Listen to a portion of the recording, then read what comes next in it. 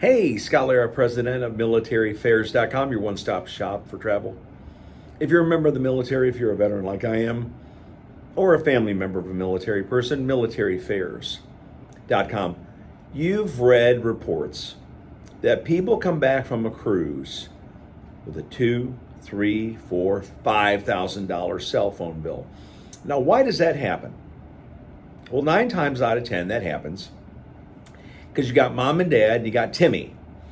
And Timmy's got his phone, and Timmy wants to play Fortnite, or Timmy wants to play Minecraft, or whatever.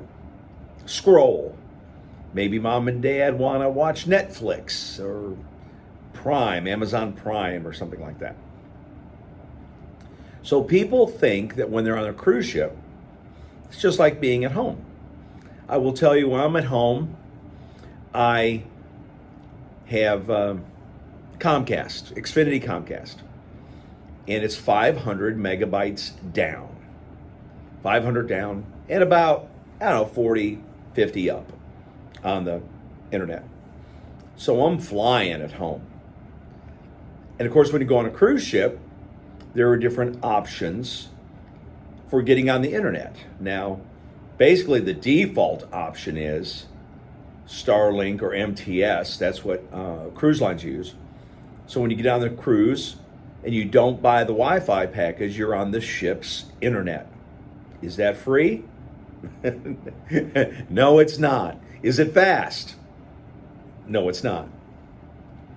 So 6 out of 10 people will buy a Wi-Fi package on the ship. If it's Carnival, Royal Caribbean. Now on Virgin Voyages, Wi-Fi is free, but on the other cruise lines, you basically have to pay for Wi-Fi. And so you have Wi-Fi. Now, it's not going to be fast, but you pay whatever the amount is that Carnival wants to pay, whatever, $100 for a 7-day cruise, one device, whatever their prices are. And now you got Wi-Fi. Now they have good, better, best, basically. If you want just check your emails. Just to check your emails, well, that's your good plan, and it's a certain amount of money. Maybe you want the better plan, or you want the best plan for streaming. You want the best plan. So that's going to cost you more. And you go on Carnival's website and type in Carnival Wi-Fi. It'll tell you how much it is. Well, I've been talking to the folks over at GigSky, GigSky, and they want to give a discount to my audience and to the militaraffairs.com audience, 10% off by using GigSky for their internet. Now, how's it work? Oh, you need to get a separate SIM card and take your SIM card out of your phone and put a new SIM card in? No. You download the app, you have an eSIM, and then you just click on your settings and you're on GigSky's Wi-Fi, and you're off to the races. So, Scott, how many countries? A lot. Italy, Spain, Greece, all over the world. GigSky is there with their plan. Now, there's lots of details on it. Just go to gigsky.com. It'll tell you all about it. But you got to look for the link in my description, in this YouTube description. Click on that link for your 10% discount. It's for military, and it's also for non-military. You're going to get the discount too, because GigSky wants to get the word out that they are providing fast, inexpensive Wi-Fi data to you. And so check out the profile, or check out the description of this YouTube video that talks about GigSky. It gives you all the details, and use that link in the description for your 10% discount.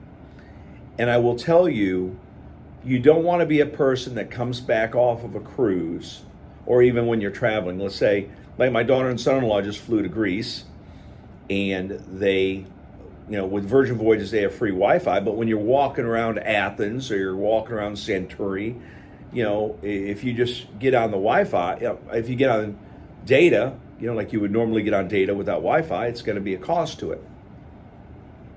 A good friend of mine came back with a cell phone bill, several $1,000s.